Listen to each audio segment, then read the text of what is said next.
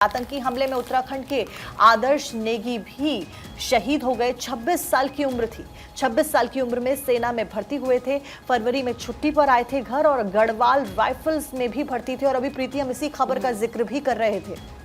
बिल्कुल, तो देखिए ये वो हीरोज़ हैं जो देश के लिए अपने प्राणों को न्यौछावर कर देते हैं हंसते हंसते। लेकिन आप देखिए किस तरीके से अगर घाटी की बात करें, लगातार अगर हम जून की बात करें, 4 आतंकी हमले हुए थे 4 दिनों में। और अब ठीक 1 महीने बाद फिर से आतंकी हमला हुआ है। धुंध का फायदा उठाते हुए आतंकियों ने पहले ग्रेनेड फेंका और उसके बाद जो सेना के 2 वाहन थे, जो ट्रक्स वहां से जा रहे थे, जो गश्त कर रहे थे, उन पर अटैक किया गया। और इसमें सोचिए 26 साल के आदर्श नेगी जो सेना में भर्ती हुए थे, जो उत्तराखंड के रहने वाले हैं, और ऐसे में गढ़वाल राइफल्स में वो भर्ती हुए थे, वो शहीद हो गए। उनकी तस्वीरें आपको दिखा रही हूँ। सोचिए इतनी छोटी सी उम्र में वो सेना में भर्ती हुए और अब उन्होंने देश की रक्षा के लिए अपने प्राणों को न्यौछावर कर दिया।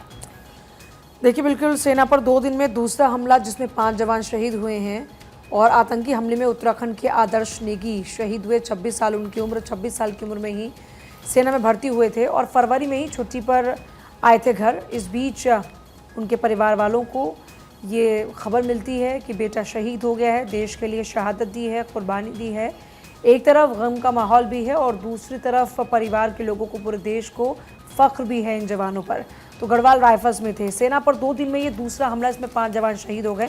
और देखिए 3 आतंकियों की करतूत आतंकियों के खिलाफ चल रहे सैन्य अभियान से जुड़े अधिकारियों ने बताया कि घटना को 3 आतंकियों ने अंजाम दिया। इनके पास भारी मात्रा में हथियार और गोला बारूद होने की भी आशंका जताई जा रही है। कहा जा रहा है कि तीनों आतंकी सीमा पार से घाटी में दाखिल हुए थे। डीजीपी आर स्वैन खुद सैन्य ऑपरेशंस की निगरानी कर रहे हैं। घटनास्थल पर सेना के कई बड़े अधिकारी मौजूद हैं और ऑपरेशंस की रणनीति भी बनाई जा रही है। अगर देखिए हाल ही की आतंकी घटनाओं की बात करते हैं तो आपको 9 तारीख को याद होगा, 9 जून को रियासी जेल में आतंकियों ने श्रद्धालुओं से जो भरी बस थी उस पर गोलीबारी की थी। घटना में 9 लोगों की जान गई थी। 11 जून को आतंकियों ने चित्रकला में एक चेक पोस्ट पर हमला बोला था। इसमें सेना के 6 जो जवान है वो घायल हुए थे। और 26 जून को डोडा जिले के गांधो में सुरक्षा बलों और आतंकियों के बीच मुठभेड़ हुई थी। इसमें 3 विदेशी आतंकी मारे गए थे। इस बार 72 घंटों के भीतर ही 8 जवान शहीद हो गए, 10 आतंकी भी इस बीच मारे गए हैं। तो जम्मू कश्मीर के कठुआ जिले में सोमवार को घात लगाकर आतंकियों ने सेना के वाहन पर ग्रेनेड से हमला बोला और हमले में जेसीओ सहित सेना के 5 जवान शहीद हो गए, 5 घायल अब यहाँ पर भी हुए हैं। तो बड़ी बात यह है कि पिछले कुछ दिनों में हमने देखा कि ऑपरेशन ऑल आउट लगातार चल रहा है। इस बीच एक जो हमला, जो वहाँ पर पर्यटक पहुँचे थे, जो श्रद्धालु पहुँचे थे, उनकी बस पर हुए हमले के बाद में हाई लेवल बैठक दिल्ली में होती है। उस हाई लेवल की बैठक के बाद में लगातार वहाँ पर आतंक के खात्मे के लिए प्रयास किए जाते हैं। अभी अमरनाथ यात्रा भी लगातार चल रही है और वहाँ पर भी पूरी सिक्योरिटीज़ बढ़ाई गई। लेकिन इस बीच एक बार फिर से ये आतंकी हमला यहाँ पर हुआ है।